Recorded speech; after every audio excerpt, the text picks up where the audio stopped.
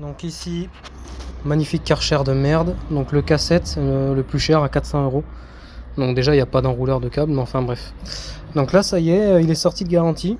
Et il m'aspire plus le produit qu'on met ici, dans le triangle là, pour laver les murs ou les voitures. Donc je vais essayer de démonter, voir s'il y a quelque chose de cassé ou de bouché.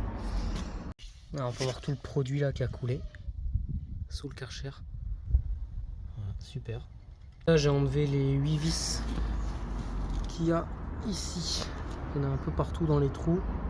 Donc il y a 8 vis. Voilà, il y en a jusqu'en bas. C'est du Torx de 15. Ensuite, j'ai coulissé le crochet vers le haut, parce que maintenant il n'y a plus d'enrouleur de câble, c'est trop cher, même sur le modèle le plus cher qu'ils ont. Voilà. Après on se retrouve là, donc je vais déclipser ce tuyau pour pouvoir écarter la coque. J'enlève aussi, donc là on est dessous.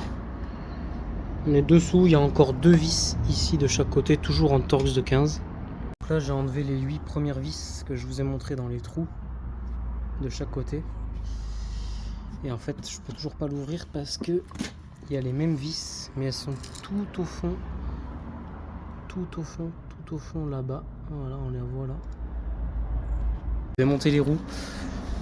Les roues elles sont tenues par cette espèce de rondelle de merde là, donc il faut écarter ici les pattes. Donc je passe le tournevis. Alors j'ai pris un tournevis isolé pour pas prendre de courant bien sûr. Donc je passe le tournevis dans la lumière, je viens lever la... Une fois qu'on a enlevé la roue d'un côté, c'est tellement de la merde qu'en fait il suffit de sortir directement l'ensemble. Il n'y a pas besoin de se refaire chier à enlever la rondelle qui est de ce côté. On peut sortir toute la chinoiserie. Voilà. Voilà. On peut voir ce qu'on a pour 400 balles. Voilà. Donc on a acheté ça pour 400 € en fait. Voilà. Et là, voilà ma panne. Et voilà ma panne. Donc on peut voir. Ah, on peut voir la fuite. Donc c'est bien ici. Voilà, c'est bien là où on met notre petit bidon là. On peut voir la fuite. Et on peut voir que... ah ben voilà. Voilà, j'ai trouvé. Voilà. Et de ce côté,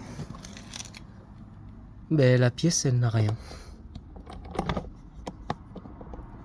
De ce côté la pièce est là, elle est neuve. Bon je fais comme ça en fait. J'ai pris un fil de fer que j'ai enfoncé dans le tuyau. Voilà. Et donc c'est ça qui est dedans. Non en fait c'est même pas cassé, je sais pas ce que c'est. Voilà, je sais pas ce que c'est. Un filtre ou j'en sais rien. Bon voilà, on va pouvoir remonter. Donc j'ai sorti, ça c'était en dessous, c'est ce qui a les vis d'en dessous. Je les ai sortis parce que pour remettre les deux caches ensemble c'est pas pratique. Donc il faut faire attention parce que la machine elle tient ici. En fait elle rentre ici là. Voilà. Après ici on remet, il faut que ça retombe dedans comme ça. Voilà. Et ensuite ici il y a un passage de câble. Voilà, il faut rentrer ici. Il faut rentrer l'arc de cercle dans la partie jaune pour tenir. Voilà, ici pour tenir la partie prise.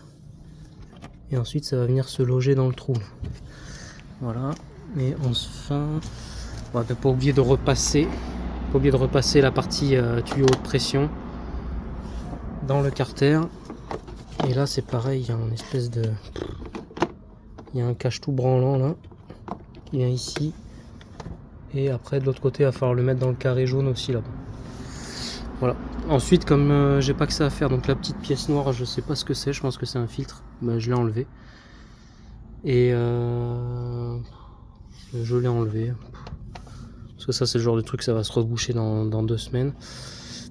Et comme j'ai pas envie d'avoir de nouveau le tuyau transparent qui se défait, voilà, j'ai prévu tout simplement un petit riselant. Donc je vais pas le serrer fort, mais au moins qu'il y ait un minimum de quelque chose, voilà, qui tienne ici au niveau de l'olive, que j'ai pas à y revenir. Et je vais en mettre un là-bas aussi. Voilà.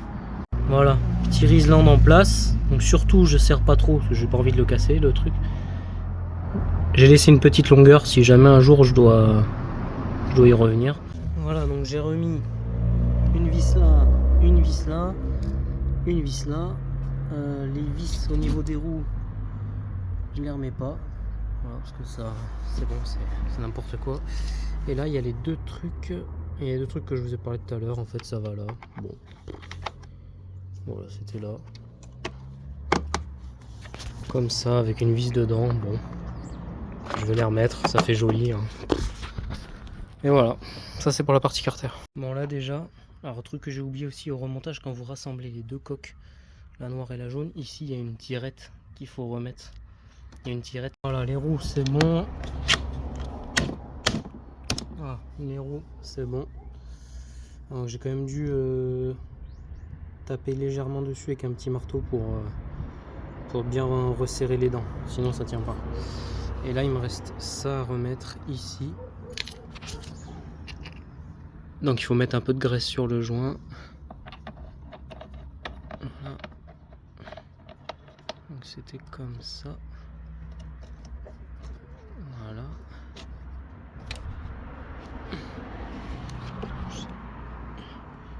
Je serre à la main, je vais voir si ça fuit après. Là, il y avait le tuyau avec ça.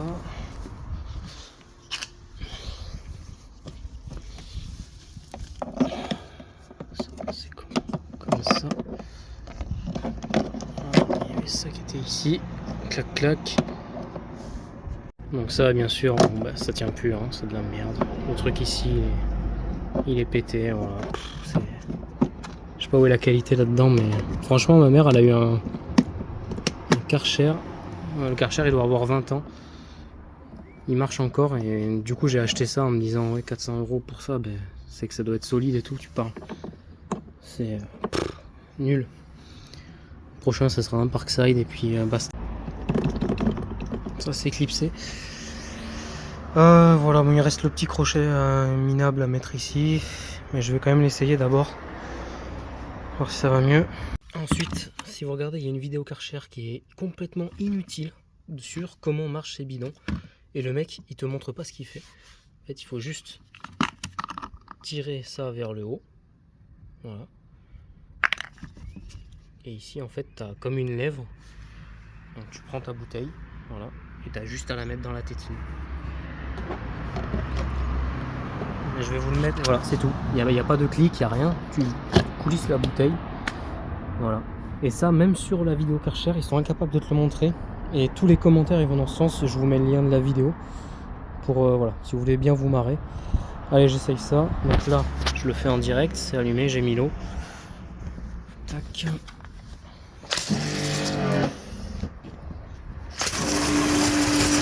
On va voir si ça.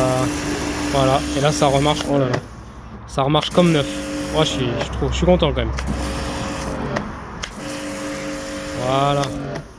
Ok, super. Bon, je suis quand même de bonne humeur. C'était pas... Voilà, si j'avais dû acheter une pièce, là, ça m'aurait vraiment vexé, tu vois. Surtout que, comme par hasard, ça arrive juste après la fin de la garantie. Là, je suis quand même content, du coup. J'espère que cette vidéo vous sera utile. Et je vous dis à plus si jamais j'ai d'autres astuces. Juste pour rigoler, je vous montre quand même l'efficacité du produit. Donc, bring back the wow. Attention, ça va ramener l'éclat du truc.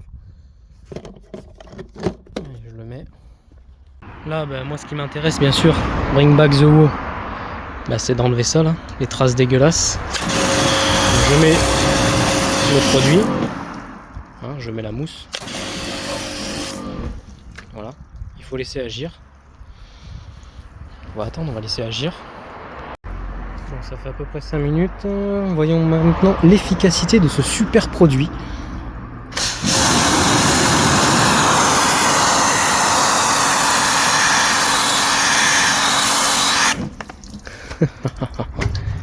Ça marche pas, c'est de la merde. Ça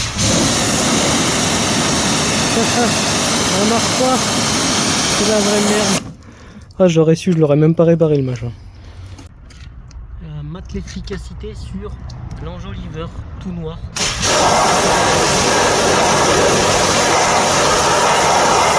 Ça marche même pas, voilà, nul à chier. Nul à chier.